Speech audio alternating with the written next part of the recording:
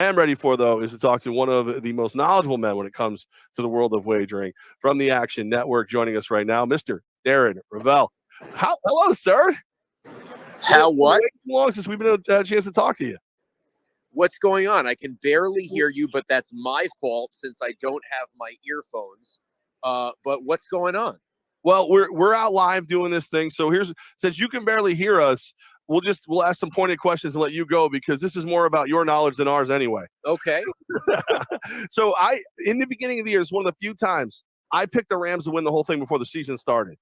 What kind of shape am I in? And is there a way I should wager knowing that I have a good payday coming if they win? How much should you wager if what? Is there a smart way to wager knowing that the Rams win and I'm going to do well? Do I go all in on the Rams or do I start to hedge my bet? Yeah, see, I don't know. I mean, let me tell you my thoughts on this game in general. My thoughts are this.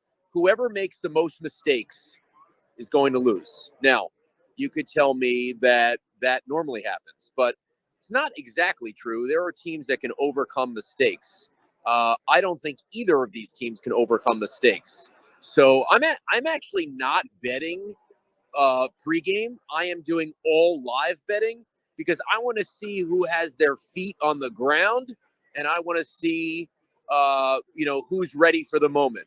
And I think I'll get an indication in the first half of the first quarter. Darren, we're in Albany, New York, and legal sports mobile wagering is taking over. For some fans who have not joined yet, can you kind of give us an idea of the impact it's already had 1 month into this mobile sports betting in our state of New York? Yeah, 23 days in New York. And obviously you guys know upstate New York, the 4 sports books. I forgot what was the exact number, but obviously it was obliterated once January 7th, January 9th came about.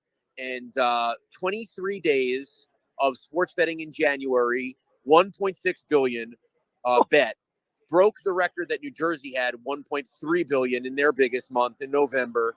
I mean, we knew this was going to happen. The question is, are they taking money from New Jersey, or is it just newfound bettors? I think only 7% of bettors had placed a bet in New Jersey before. So New York was ready for this. And right now, I think there's 6 sports books that are live. There are 9 licensed. In New Jersey, they have 28 mobile.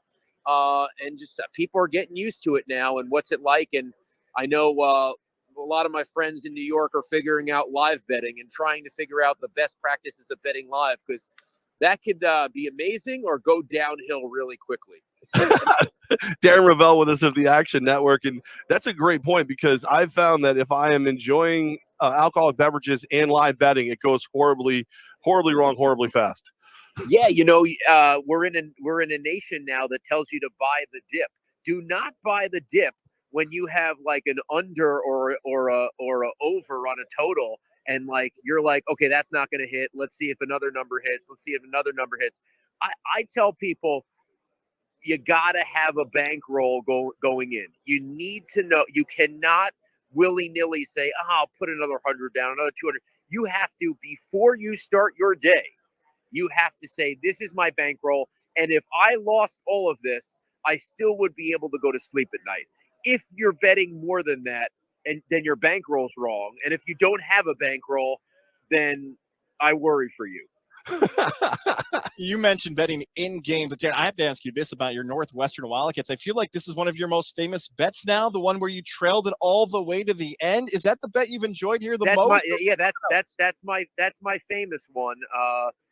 Where I think the sports books didn't understand the value of the transfer portal. We were 3-9 the year before, 2 years ago. I knew we had some legitimate transfers that were coming in. $1,500 to win $238,000 for Northwestern to win the Big Ten title, and we did I did a live cash out at $68,000, and I felt pretty good. I do have a bet right now that I wish I spent more money on now, but I saw Providence play their second or third game of the year. They don't really have any major star, but they were the best team I had seen just together, putting everything together in years. And I bet $100 at 150 to 1. They're now 20-2. I don't know if they can win the whole thing, but I think I might be able to if they bring it to the Final Four, I might be able to cash out, $8,000, $10,000 off my 100.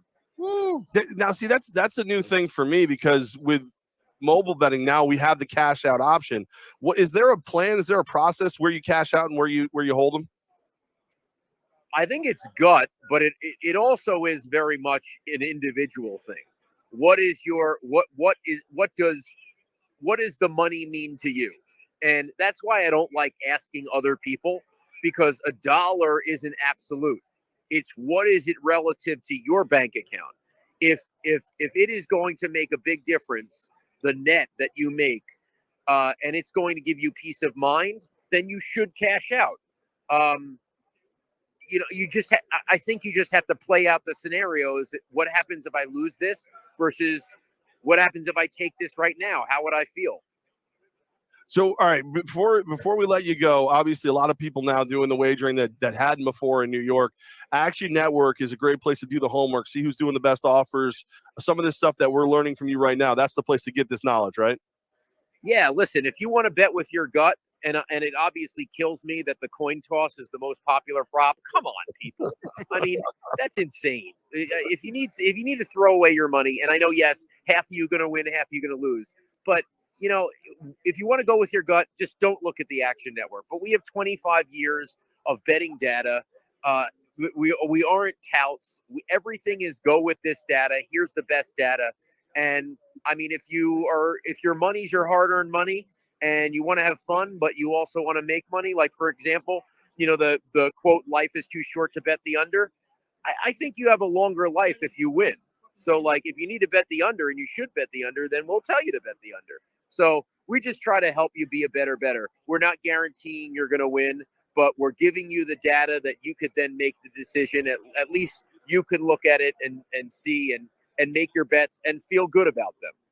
All right, since you just made me feel bad about tails never fails, what's your favorite prop bet this year? My favorite prop bet is going to be Cooper Kupp under on the receiving yards, because it started at 100 and it's climbed up to like 108.